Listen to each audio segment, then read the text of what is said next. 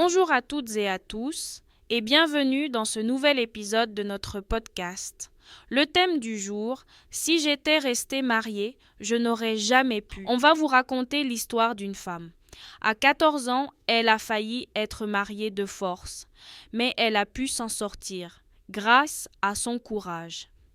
Et aussi grâce à son pasteur qui a osé agir et l'accompagner. Écoutons leur récit.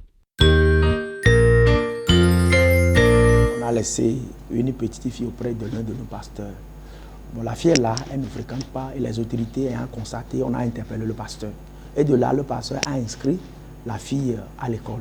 À un moment donné, en classe de 4e, la fille a vraiment grandi, elle a de la corpulence. Un mercredi matin comme ça, la fille est revenue à la maison et la fille est venue chez moi avec les larmes aux yeux. Je venais d'apprendre par ma mère que je devais aller en mariage avec un homme inconnu. Ce milieu-là, qu'est-ce que se fait?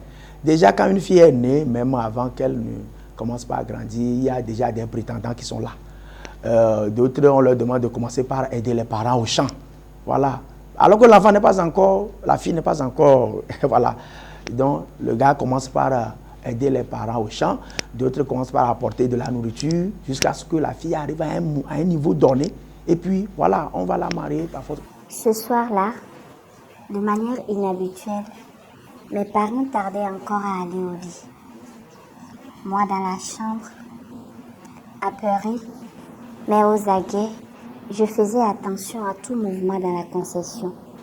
Un peu vers 22 heures, j'ai senti le bruit d'une moto qui s'approchait de notre maison.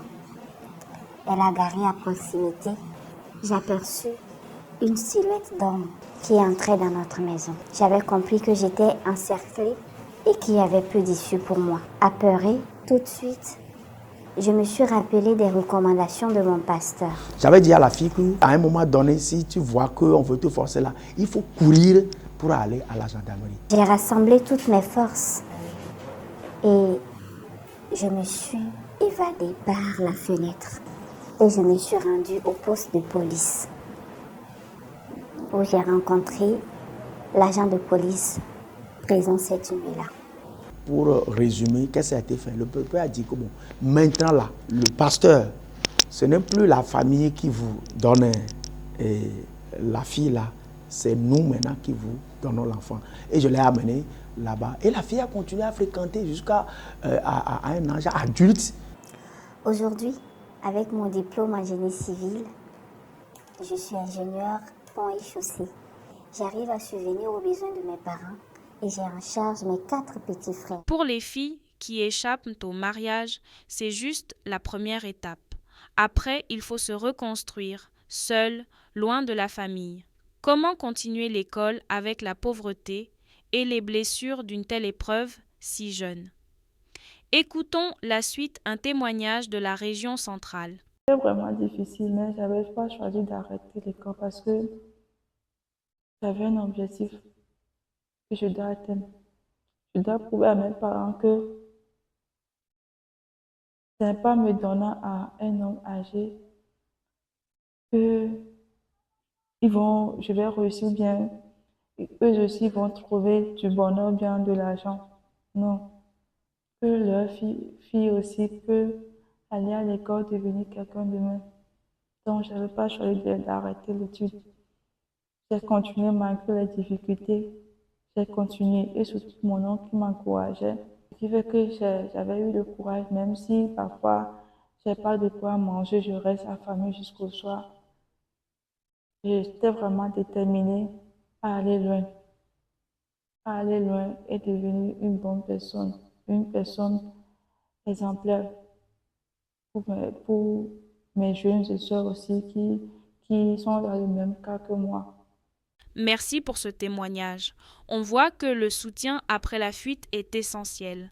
Mais Papa Baraka, concrètement, qu'est-ce qu'on peut faire? Comment aider une jeune fille à se reconstruire sans la replonger dans un autre traumatisme? Quand une fille ose dire non, la première chose à faire, c'est l'écouter, sans juger. Il ne s'agit pas de foncer tête baissée pour punir ou arracher une enfant à sa famille. Non, la première urgence, c'est elle, son bien-être, sa sécurité et sa volonté. On doit lui trouver un endroit sûr, des soins et surtout quelqu'un pour l'écouter. Le but, ce n'est pas de la couper définitivement de sa famille, mais de la protéger le temps de voir ce qui est mieux pour elle.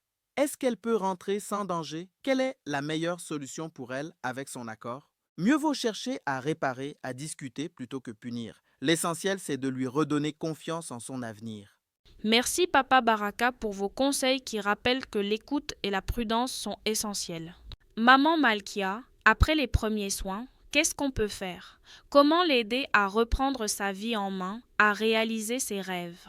Se reconstruire, ce n'est pas corriger une faute, parce qu'une fille qui fuit un mariage n'a rien fait de mal.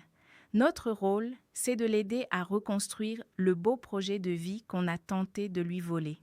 Ça passe d'abord par l'école, une bourse, des cours du soir, une formation qu'elle aime, et si elle a un enfant, il faut quelqu'un pour l'aider à le garder. Elle a aussi besoin d'écoute, de soutien pour retrouver confiance et ne plus se sentir seule. Et nous, la communauté, on doit arrêter la stigmatisation, l'accueillir, lui montrer qu'elle a toute sa place. Et surtout, pour qu'elle y croie, elle doit voir que c'est possible, d'où l'importance des modèles, des exemples vivants. Les modèles, vous y croyez beaucoup, Maman Malkia? Bien sûr, une fille a besoin d'un modèle, quelqu'un comme elle qui a vécu la même galère et qui s'en est sortie, devenue ingénieure, infirmière ou commerçante. En la voyant, elle se dit « Pourquoi pas moi ?» Ces exemples ouvrent l'esprit. Les filles commencent à rêver d'autre chose que le mariage ou les tâches ménagères. Ça leur donne la force de continuer l'école, de parler avec leurs parents, de défendre leur avenir. Et ça touche aussi les parents.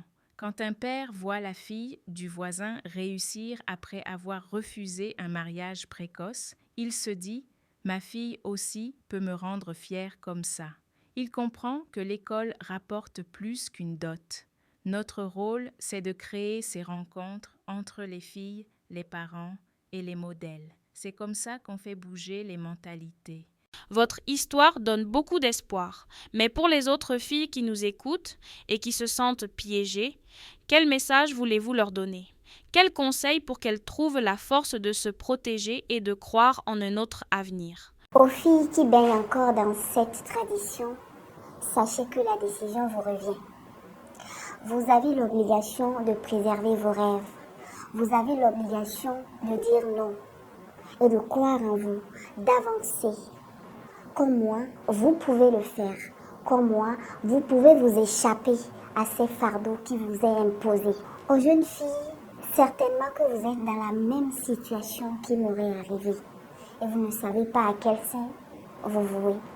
Sachez que quand vous regardez autour de vous, que ce soit un leader religieux, un leader communautaire, un agent de police, vous avez la possibilité de vous rapprocher de ces personnes pour avoir de l'aide et sortir de la situation qui vous est imposée.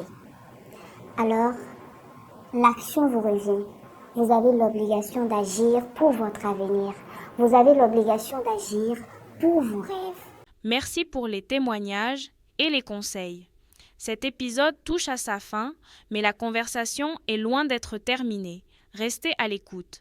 La suite pourrait bien vous surprendre. N'oubliez pas de vous abonner à notre chaîne et de partager ce podcast autour de vous pour que les messages d'espoir continuent de circuler. À très bientôt pour la suite de notre série. Prenez soin de vous.